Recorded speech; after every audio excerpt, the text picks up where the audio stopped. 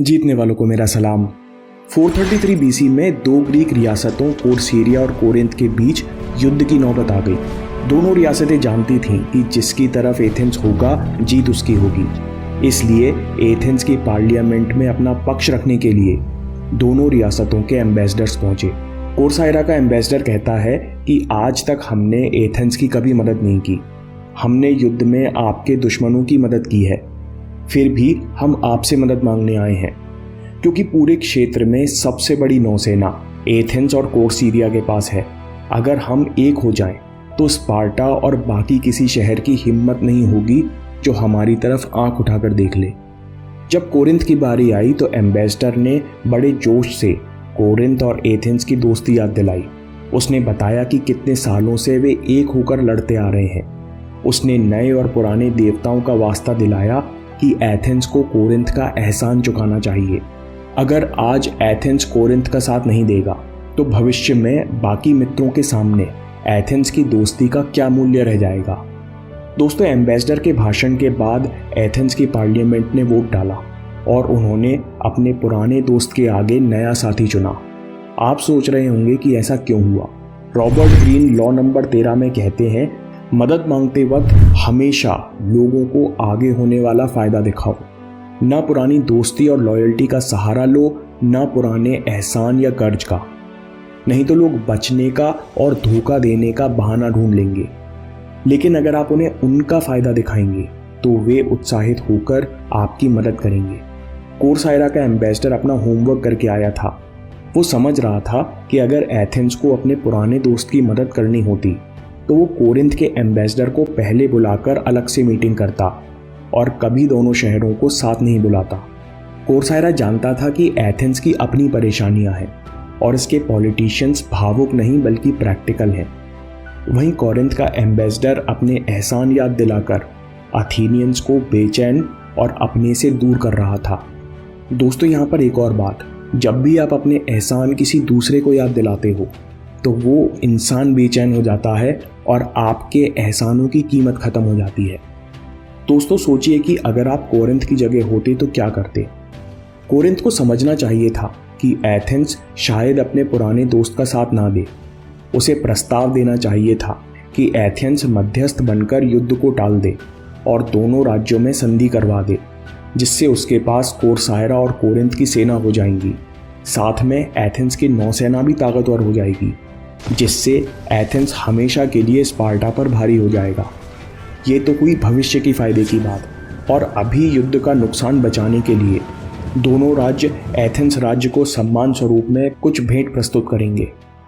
सबक यह है कि मदद मांगते समय लोगों को भविष्य की तरफ ले जाएं और उस भविष्य में हमेशा उनका फायदा दिखाएं। लेकिन कोर्साइरा से इतनी बड़ी गलती क्यों हुई? क्योंकि जब अपने सर पर मुसीबत पड़ती है तो हमें केवल अपनी ज़रूरत और परेशानी दिखती है। हमें ये लगता ही नहीं कि किसी और की भी कुछ इच्छाएं और इरादे हो सकते हैं। इसलिए मदद मांगना और दूसरों को पटाना भी एक कला है और आप इस होशियारी से किसी को भी मना सकते हो, चंगेज़ खान जैसे बर्बर को भी। चंगेज़ खान की सोच थी कि मैं ऊपर वाले का दंड हूँ, तुमने बहुत पाप किए होंगे जो मैं तुम्हारे सामने खड़ा हूँ। उसको लगता था कि उसका जन्म ही लोगों को मारने और सजा देने के लिए हुआ है। चंगेज़ खान खासकर चीन को मिटाकर घास का मैदान बनाना चाहता था। जब वह लंबी सीज यानी घेराबंदी युद्ध के बाद शहर को हराता तो सबको उसी शहर में बंद करके चारों तरफ से आग लगा देता। बच्चा, वृद्ध, औरत, वो किसी को नहीं छोड़ता था। फिर एक दिन चंगेज़ खान ने शहर जलाना बंद कर दिए। काइफेंग बचने वाला पहला शहर था। चंगेज़ खान को रोकने वाला कोई राजा या सेनापति नहीं बल्कि एक चाइनीज़ मंत्री था, येलू शूसाई। येलू बहुत समय पहले अपने राजा से विद्रोह कर चंगेज़ खान के साथ जुड़ गया था और उसका सलाहकार बन गया था। लेकिन वो अपने देश को जलते हुए नहीं देख सकता था। उसने चंगेज़ खान को बताया कि इन मरे हुए लोगों से हमें कोई फ़ायदा नहीं होता। चीनियों में कई व्यवसायी हैं, कारीगर और इंजीनियर हैं। इनको जिंदा रखकर हम इनसे लंबे समय तक टैक्स वसूल सकते हैं और कुछ ही समय में बड़ी दौलत का ढेर लगा सकते हैं और इस दौलत से आप पूरे विश्व पर कब्जा कर सकते हो। आत्महित अपना फ़ायदा या सेल्फ इंटरेस्ट वो बटन है जो हर इंसान को चलाता है, चाहे वो विद्वान हो या बर्बर या जालिम, चाहे कमज़ोर हो या शक्तिशाली। अगर आप प्रभाव और शक्ति हासिल करना चाहते हैं तो आपको खुद सीखना होगा कि लोगों की दबी इच्छाएं और ज़रूरत देख सके और फिर उनकी इच्छाओं को पूरी करते हुए अपना काम निकाल लें। ग्रीन साहब कहते हैं कि अगर आप ऐसा कर सकते हैं तो आपकी सफलता की कोई सीमा नहीं होगी। चंगेज़ खान जब पैदा हुआ था तो भविष्यवाणी हुई थी कि ये बच्चा पूरा विश्व जीतेगा।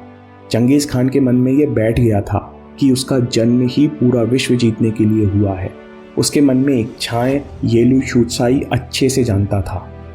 फिर भी कुछ ऐसे लोग होंगे जिनको दूसरे की मदद में अपना फ़ायदा देखना पसंद नहीं है। अगर आप उनसे इस तरह की बात करेंगे तो उन्हें ये बात पसंद नहीं आएगी।